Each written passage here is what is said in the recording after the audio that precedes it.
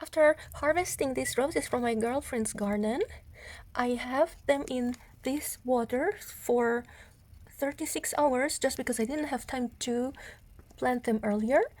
And the water contains menadel. This is menadel, and it's a Japanese product, I think. It's very good for rooting and to get young plants to feel happy and look happy. And so look, these buds already are growing so much. And this is usually not so good. You don't want them to be so far at this stage when there are no roots. So this one is Nishiki. I just removed the flower and I'm going to add fungicide here at this point, and I'm going to also stick this in aloe vera because, like I said, it's so willing to grow that I don't want to risk to put this directly in soil and it to get dry. So like this with the aloe vera, it's going to be at least wet, have moisture. I think I will remove this too because it makes it difficult to enter inside the leaf. So let's experiment again. So make sure to drive this straightly in and not get on the other side. Okay. Safe. It didn't come out. Looks very clean. And I'm going to remove these spikes because it's a bit difficult to stick it in the soil with these crocodile spikes. So this should be ready to go.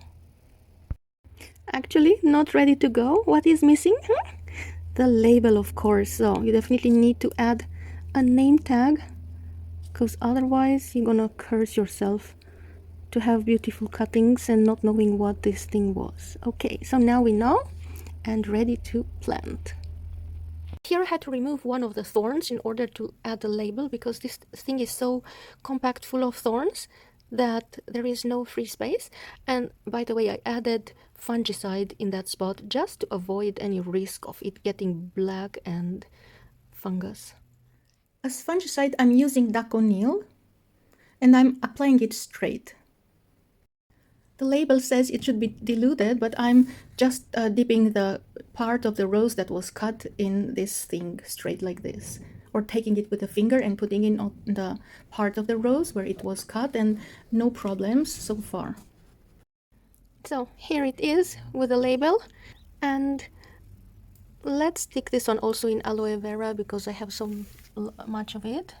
My girlfriend chopped hers in the garden for my experiment. So, and here you can see already we have 3.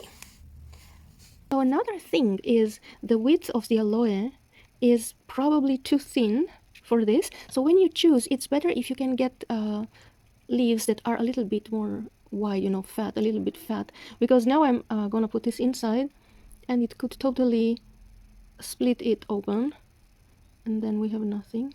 So I'm going to do this really gently. It already, ouch, it already happened to me today. That I came out through the wall of the aloe. Okay, it is in. Wow, dripping fresh aloe juice. So, and I'm going to add this outside in the flower pot next to other roses that are already happy outside. So let's see how it's gonna go. So here we have a pot with other roses that I just, I just tapped them here in the soil and it worked very well to do the propagation. And now we are going to add this one here in tin.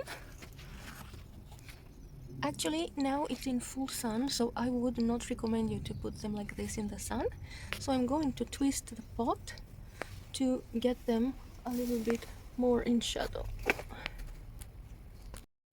Look how beautiful this is.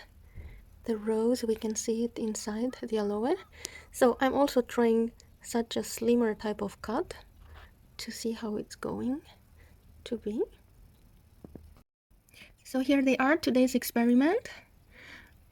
Sure, I would not advise you to put them so crowded, but I don't have space, so that is why.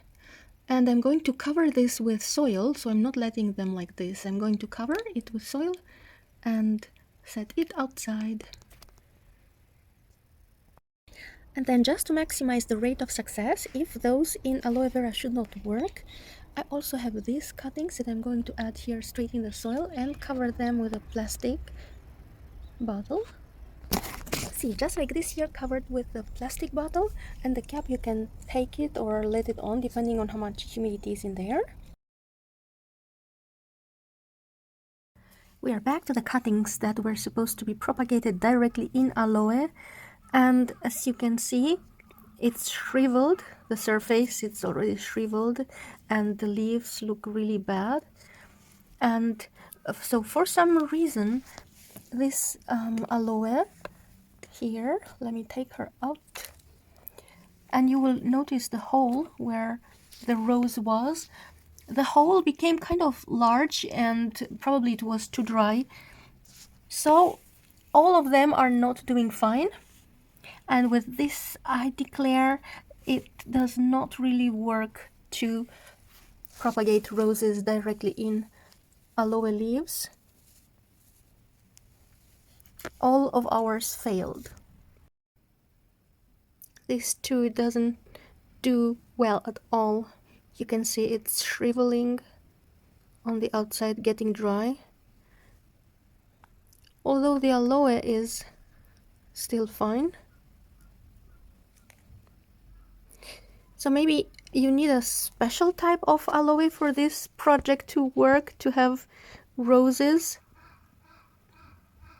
propagated nicely in aloe. But here, sadly, our guys have to go. I might try to pull them in soil and see if there is still some life left. Here again, the proof that the seedling in aloe did not work.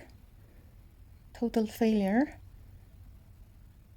I really can't believe that our Indian friends are so successful at growing plants by stabbing them in aloe leaves. I guess it's just too wet, and who knows what substances are in this aloe that might not be good. So this rose is dead. End of the experiment. Don't try this at home.